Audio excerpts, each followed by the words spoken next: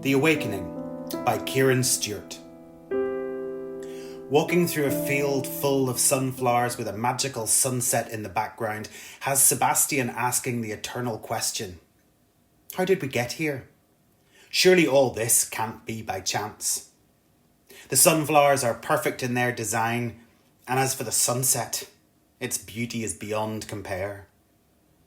Sebastian sits down to contemplate life among the life around him and lies down on the soil to get lost in the golden sky above. The warmth of the day is broken by a gentle breeze which softly touches Sebastian's cheeks and brow and makes him glad he is alive, witnessing Mother Nature's spellbinding beauty and feeling connected to it. Sebastian just lay there taking in all the feelings, sounds and sensations he was experiencing in his time within the field of sunflowers and nature in general. Everything was alive, from the sunflowers, insects, birds, to the glorious sunset and him. Sebastian was struggling with his writing, photography and art, hoping for recognition for his talent and exhausting all avenues of getting that recognition. He was talented in many ways, but at times got really down due to not finding satisfaction in his art of writing, photography and art. Sebastian has given hundreds of his books away for free in the hope of someone of note recognizing his talent, but so far this has not happened. It's not because his books are boring, because they are far from that, but in a world full of writers, photographers and artists, Sebastian's mountain is a high one to climb. Sebastian was well travelled and learned much about other people, cultures and ways over the years. He has also talked to thousands of artistic people throughout his life in writing, photography and art, though most he meets are earning a good living from their own artistic talents.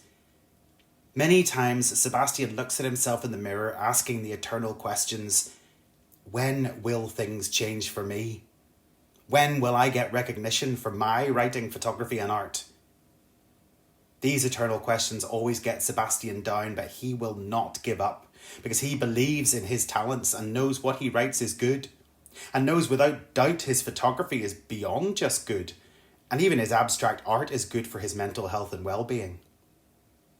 Sebastian also has many disabilities to contend with, which get him down most days, but he rarely complains about them unless asked. It is only when you share with others that you can see that you are lucky compared to others. And for that, Sebastian thanks God.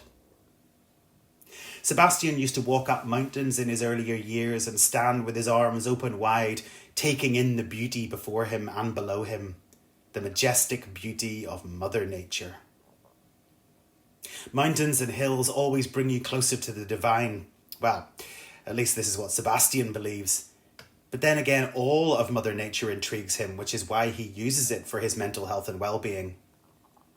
Sebastian used to work in an office in Japan until the last earthquake hit the nation, which was 7.1 in intensity of rattling high above the clouds. So after the last earthquake, Sebastian's nerves gave in and that was it. Oh, he liked being high up in the mountains and hills of nature, but skyscrapers are not part of Mother Nature's creation and as such can fall like any other man-made creation. So Sebastian decided to keep his feet firmly planted on the ground from now on. Well, unless he was flying somewhere to promote his books or photography. But as for working in dangerous buildings high above the clouds, those days were now over.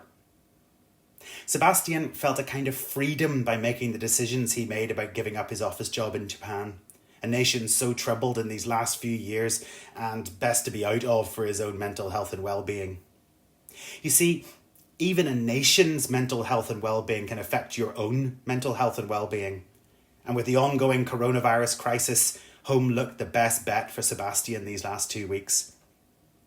Almost 2.4 million people have died from this evil virus worldwide, and it isn't finished yet. So home and Mother Nature are crying out to Sebastian, and he is heeding their call back to the Emerald Isle. After arriving back home to the Emerald Isle, Sebastian felt like kissing the ground before him as he disembarked from the jet, as if a weight had been lifted off his shoulders. He felt great relief to have his feet upon solid ground again. Sebastian dropped off his belongings and then headed up to Hove Hill to sit and watch the mighty Atlantic. a haunt he had visited many times before today. Anywhere Sebastian visited, no matter where on the earth plane, he had to reach its highest point to give thanks to above for all the good he had in his life. I hear the wind blowing past me as I stand on top of the mountain. I take in the beauty of the vista below me, now to reconnect with family and friends, though this will be hard with the ongoing coronavirus crisis and the lockdowns and restrictions which come with it.